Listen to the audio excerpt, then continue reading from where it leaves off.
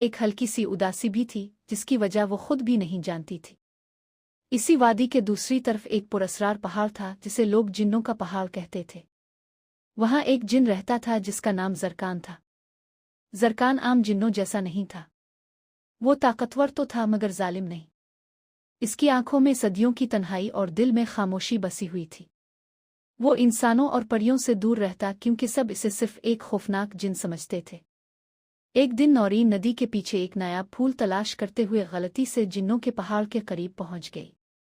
अचानक जमीन हिलने लगी और एक गहरी आवाज गूंजी। कौन है जो यहाँ आया है?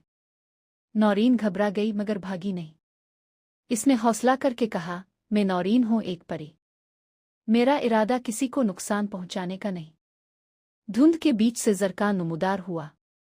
लंबा कद, नीली आंखें, सिया लिबास और पेशानी पर चमकता हुआ निशान। नौरीन ने पहली बार किसी जिन को इतना संजीदा और खामोश देखा।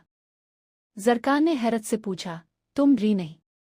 सब तो मुझे देखकर भाग जाते हैं। नौरीन मुस्कुराई, डर इससे लगता है जो दिल से बारा हो, और तुम ऐसे नहीं लगते। ये अल्फाज जरकान के दिल में उतर गए। सदियों बाद किसी ने इसे बगैर खौफ के देखा था। इस दिन के बाद नौरीन और जरकान की मुलाकातें होने लगे। वो नदी के किनारे बैठकर बातें करते, नौरीन परियों की दुनिया के किस्से सुनाती और जरकान अपनी तन्हाई की कहानी। दोनों एक दूसरे को समझने लगे। लेकिन ये खुशी ज्यादा देर ना रह सकी। एक दिन सिया जादूगर दारकास ने वादी पर हमला कर दिया। इसका मकसद परियों की ताकत हासिल करना था। पूरी बस्ती खौफ में मुब्तला हो गई। परियों के जादू कमजोर पड़ने लगे। जरकान को जब पता चला तो इसने फैसला किया, मैं इस वादी की हिफाजत करूंगा, चाहे मुझे सब कुछ कुर्बान करना पड़े। नौरीन ने फिक्रमंद होकर कहा, यह बहुत खतरनाक है। जरकान ने नरमी से जवाब दिया, कुछ रिश्ते ताकत से नहीं, नीयत से बचाए जाते हैं। जरकान और दारकास के दरमियान जबरदस्त मुकाबला हुआ। आसमान बिजली से गूंज उठा, जमीन लरजने लगी। आखिरकार जरकान ने अपनी सारी ताकत लगाकर दारकास को शिकस्त दे दी, मगर खुद शदीद जख्मी हो गया। नौरीन दौड़ती हुई उसके पास आई।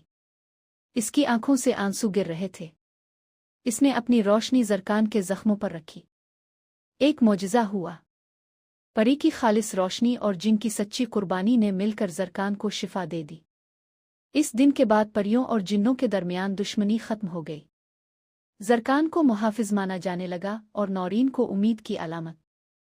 कहते हैं आज भी अगर कोई इस वादी में जाए तो नदी के किनारे एक परी की हंसी और एक जिन की गहरी मगर मुतमईन आवाज सुनाई देती है।